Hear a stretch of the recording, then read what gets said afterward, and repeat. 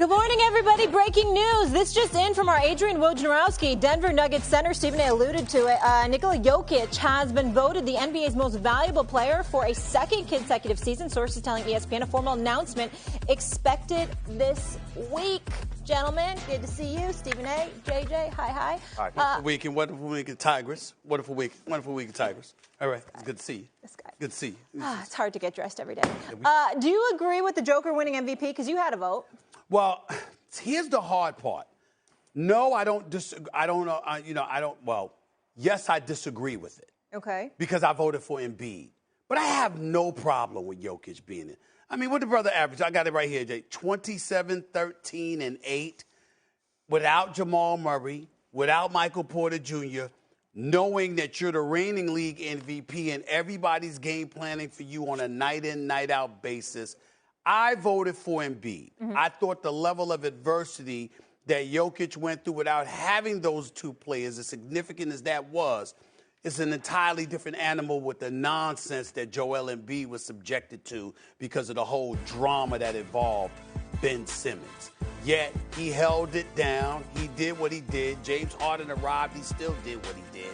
And I think that when you've seen the greatness from a Joel Embiid the way that we have this year, I was just of the mindset that he deserved the league MVP. But I can't sneeze at Jokic because it was a nip-and-tuck race. It was very close, JJ. Yeah. I really can't have a problem with this. I'm just glad that this has been announced and it's over and we can stop debating this. Because this season has been probably one of the best MVP races that I can remember, at least over the course of my career in this generation of basketball. Mm-hmm. And really, I think there's three guys, Giannis, Joel, Jokic.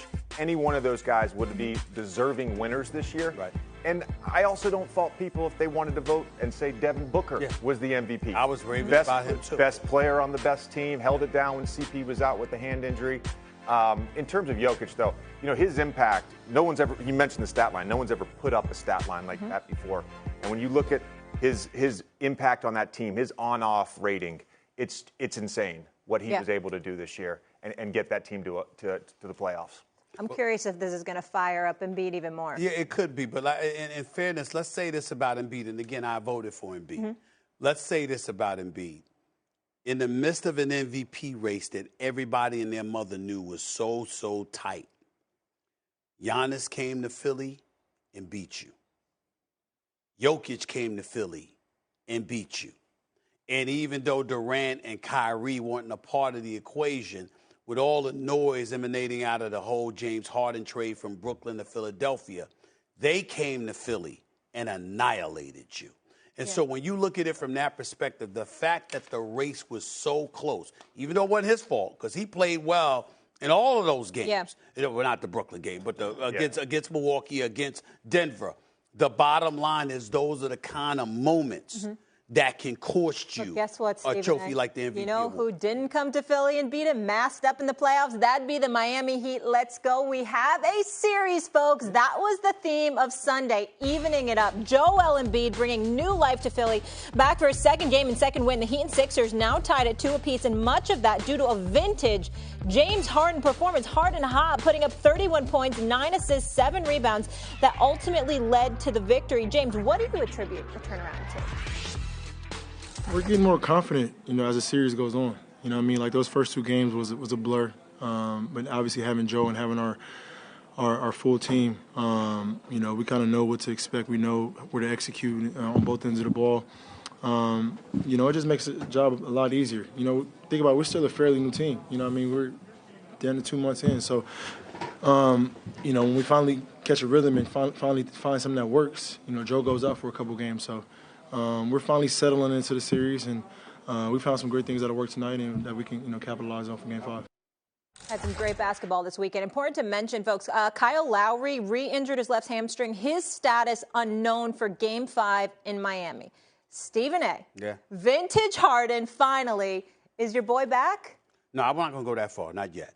In the playoffs, he's shooting, in this series specifically, he's shooting 40% from the field and 34% from three-point range, and that was improved based off of last night's performance. One game does not make a series, and one game does not make an individual. I will tell you it was great to see it because when you saw it, the first thing that came to your mind is, oh, so he is still capable of this. He can still do this because we need to see more of it. We didn't see the separation. We saw some of it last night. We didn't see his ability to make contested three-point shots. We saw that last night. We saw him get into the hole. But more importantly, we saw him being aggressive. He was looking to make things happen. I will remind everybody that since he arrived in Philadelphia, he has not attempted 20 shots in any game as a Philadelphia 76er. That's not something that you expect from a guy that's a 3-time, 4-time league scoring champion, as prolific of an offensive powerhouse as he is. So the fact that we saw that last night, I thought was a big, big deal. But I'm not going to go so far as to say he's back. Let me see you do it in Game 5 at Miami. Let me see you do it back in Game 6 in Philadelphia. Let me see you do it if there is a Game 7. Okay. That is when I will make that determination. JJ, what did that all mean to you? Stephen A., this is a big moment for you. I just want to acknowledge it. Okay. Because I have accused you at times of being a prisoner of the moment. And to see this growth from you, I'm very appreciative of it. No, Stephen A. nailed it here. Look, he had 15 straight games where he hadn't had 25 or more. This is only his second 30-point game in a Sixers uniform. I talked about this with Ryan Rucco on the broadcast Friday. So much of what's missing has been that step-back three. He's still struggled in Game 4 from 2, but the 4 step-back threes, that's what we haven't seen in so long from James. I don't think James has to be vintage James for Philly to win this series, though. I don't think he has to score 30 points or take 20 shots because of all the other options they have. Tyrese Maxey, 22 points a game on 50, 40, 90. Tobias is your fourth option, is averaging basically 18 and 8, 50% from the field, 37% from three. He's been solid all playoffs. So I don't necessarily think James has to do this every game for them to advance. I agree with that. It was a welcome sight, though, because we've talked about this now for the past few weeks. Like, when are we going to get one of these vintage James Harden? We needed to see the aggression, though. We needed to see a dude that wants the ball. Now, he only attempted 18 shots. He wasn't like he attempted 25 shots or anything like that. But he hit shots when he counted. And it was with no hesitation. And let's give our man Kenny Smith on TNT props when he said last night, if you're talking about James Harden, 4 seconds are left. I believe that's what he said. Don't think about anything. Attack or dish. That's what you should be doing. And let's also take a moment to give some love to Tobias Harris in this regard. Tobias Harris was a second offensive option when the season started because Ben Simmons wasn't there and Tyrese Maxey hadn't elevated to this point. Y'all do understand that that Tobias Harris can average 20 anytime he wants to. You do understand that. Let's understand. We get lost in the sauce about him a little bit sometimes. The brother's a legit 6'7", 6'8". He's got a perimeter game. He can finish at the basket. He's got an athletic body. He's got an NBA body. He's strong enough to do these things. The guy went from a second option, not to a third, but to a fourth option. And yet he came in to last night, I believe, was he averaging like 24 a game in this series or whatever, better than 50% shooting. Let's give Tobias Harris some love, too, and you're absolutely right. If Tobias Harris and Tyrese Maxey do what they're capable and what we've seen them do thus far this series, here's where James becomes pivotal. He doesn't have to shoot 25 shots, but he has to be aggressive. Hold on. This is what I want to know, though. Are you guys now more confident in Philly or Miami? Let's say what you're going to say. Well, I just wanted to piggyback on one other James thing, and that's just his response in that press conference where he says, what's been different? And he says, well, we're gaining more confidence as the series goes on. What's been different?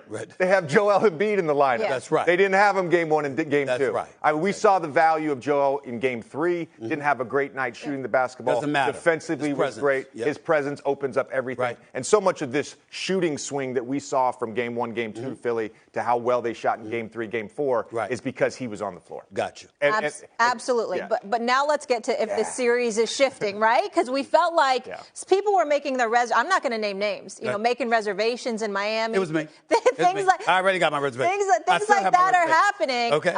Right. So it's all tied up now. Well, let me say this. Who do you have more confidence in? I still believe in Miami for this series. And let me say this. I got a few text messages last night from the Sixers organization ribbing me because I got a lot of people in there I love. I worked there for 17 years, for crying out loud. I know a lot of people within that organization. They're like, he didn't fire my ass. That's what